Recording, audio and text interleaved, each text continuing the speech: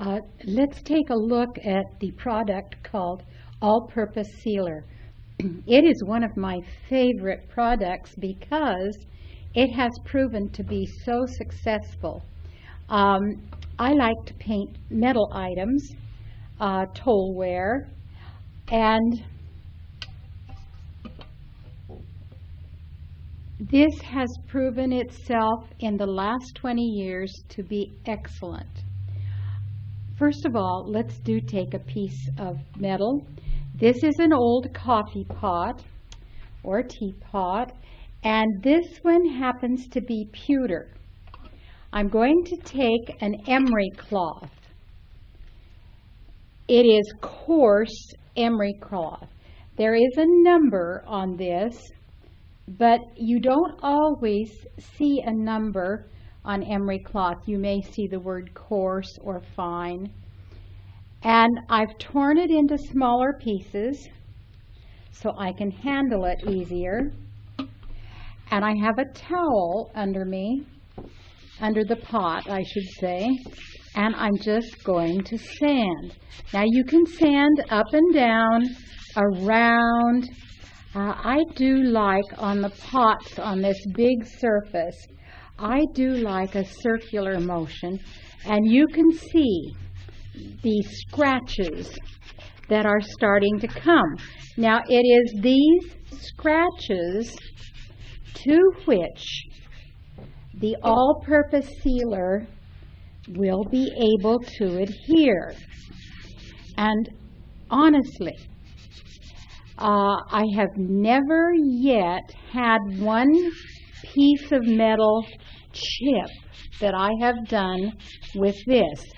Now I periodically try some of the other metal preparations, and I have had them chip, but not with all-purpose sealer. Not even if you bang it around. And you know, we take them to shows and things, and they get a lot of hard use and wear.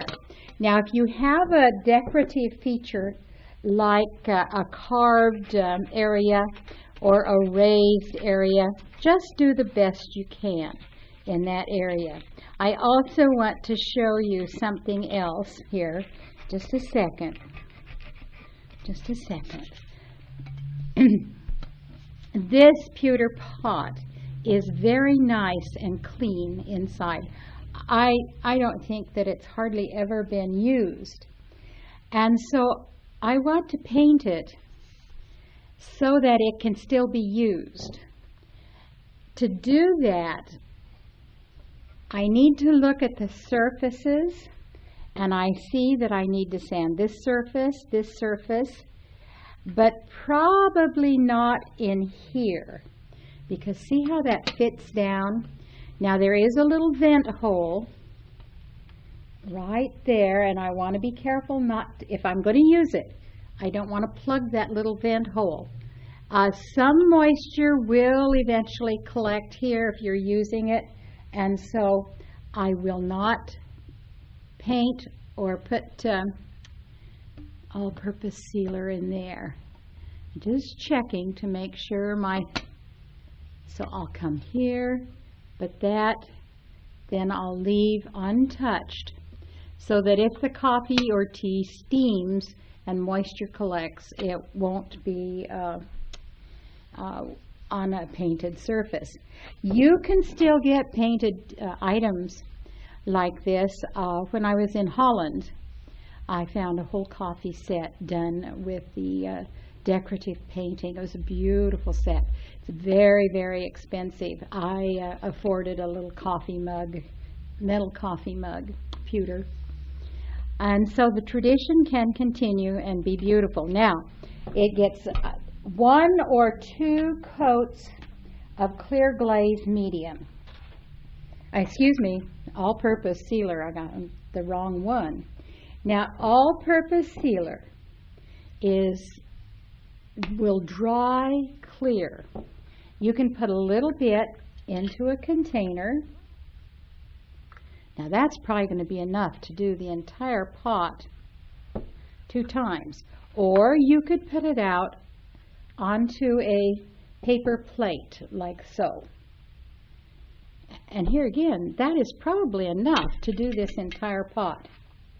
You're just talking about pennies for a wonderful product. Now, have a nice synthetic fibered brush. Dress the brush a little bit.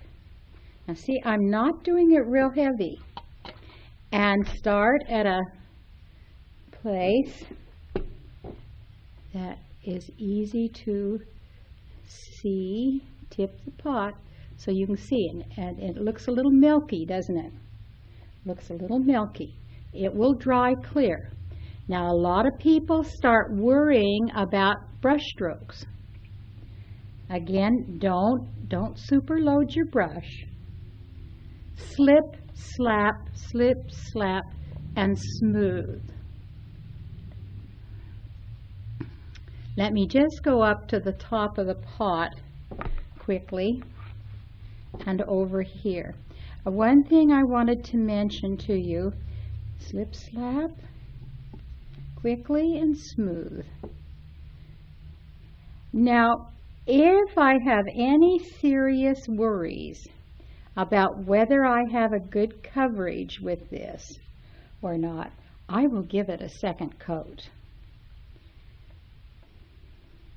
And if you're terribly worried about brush strokes, you will brush it out a little bit more. Brush it out, brush it out. Slip, slap.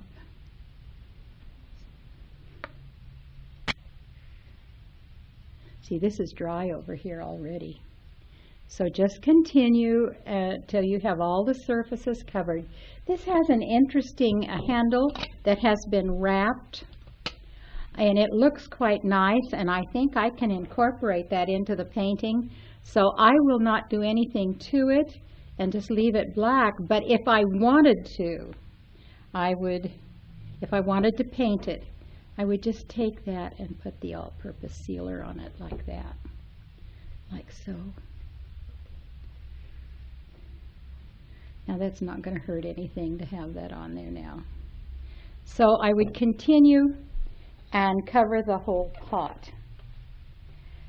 1 to 2 coats, depending on your feelings about it. I'm going to put a lot of work in this pot, so I will probably do 2 coats. Then I want to dry it for at least 3-4 days. A minimum of 1 day, and then you can work on it. Sometimes in the teaching situation, we put this on, and then by the afternoon we are putting a base coat on. You can force it a little bit, but I do want to have you understand this. This is a film that you put on here, and the film needs to harden.